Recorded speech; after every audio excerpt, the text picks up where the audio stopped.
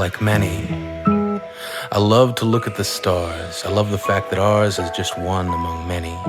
What I love about astronomy is that our constellations tell a story. Our constellations were born from mythology. Mythology was our first attempt to understand the world in which we live. We put a god in everything, and those gods would give us our reasons. Why is the sky blue? Who chose blue? The gods. How come men have nipples? It's the will of the gods. Why does this wine taste so good? There's a god in it. And for a while there was not a single thing that the gods could not explain. We believed that their anger gave us lightning, their despair gave us rain. We whispered our desires to them, believing that their charity would sustain us. But those gods were just stories. But stories became a large part of how we learn. They burn lessons into our memories. They become a part of how we remember, and we can remember almost everything, right down to that first unbearable bee sting, when we learn that this tiny blue marble we call the world has rules. Rule number 1, don't fuck with the bees. An unforgettable lesson brought to you by your memories. I remember that I grew up loving mythology. I remember the story of the Titan Atlas, who is also the god of astronomy, the original global positioning system, sending sailors safely home by telling them which constellations to keep starboard. He taught us about the stars. He did all this while he held up ours, our pale blue dot. But Atlas is caught between two different tellings of his story. In the first, he leads a rebellion against Olympus and is then sentenced to hold the heavens on his shoulders for eternity. In the second story, he is chosen to be the guardian of the pillars that hold up the earth and sky. I prefer the second story.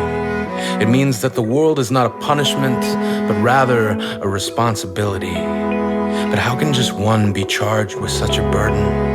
How can just one be responsible for all this?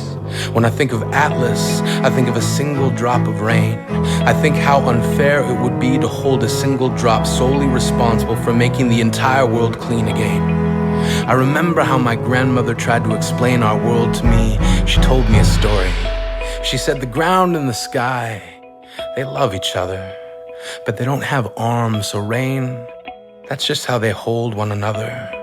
I began to see how the earth and sky need each other, but I wondered about us. In this perfect design, where do we fit? Which piece of the puzzle are we? Like constellations, I began to see a connection between dots. I numbered my thoughts and drew lines from one to the next. I began to see us in the context of a bigger picture, sharpening the blur slowly into focus. We are Atlas. I saw that this pale blue dot, this one world, is all we get. There will be no reset button, no new operating system or downloadable upgrade. We will not be allowed to trade in our old world for a new one with climate control or better fuel efficiency. We get one shot at this. Dismiss all reports of second chances, we get one. And yet we draw advances on our future as if we won't one day be held accountable. We will. We are.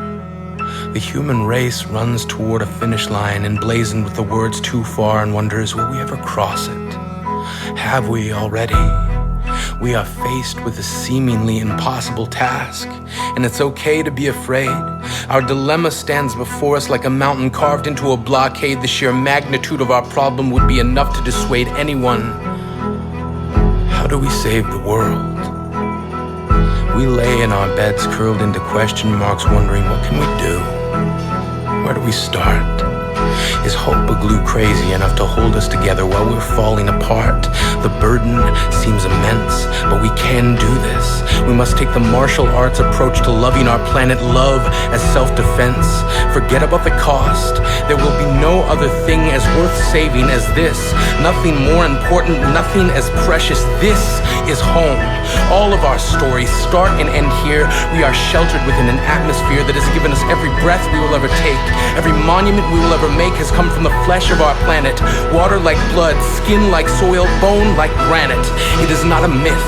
There is no debate. Facts are in. Fact is, there's never been any question. We are facing crisis.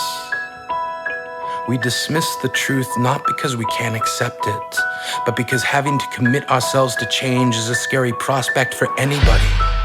The most alarming part of the statement "we are facing crisis" isn't the word crisis, it's the word "we," because those two letters take responsibility away from one and rest it squarely on the shoulders of everybody.